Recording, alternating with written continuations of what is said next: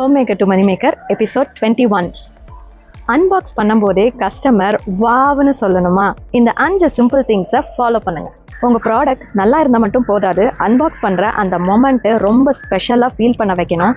ஏன்னா உங்கள் customer first share பண்ணுற எக்ஸ்பீரியன்ஸ் இது சிம்பிள் தான், ஆனால் பிக் இம்பேக்ட்.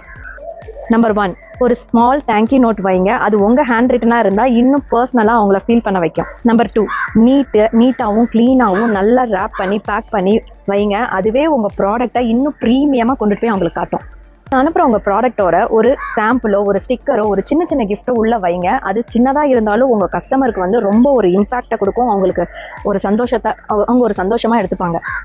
உங்களோட பிராண்டை உங்கள் கஸ்டமருக்கு ஒரு டச்சோட ஒரு கனெக்ஷனில் வைங்க.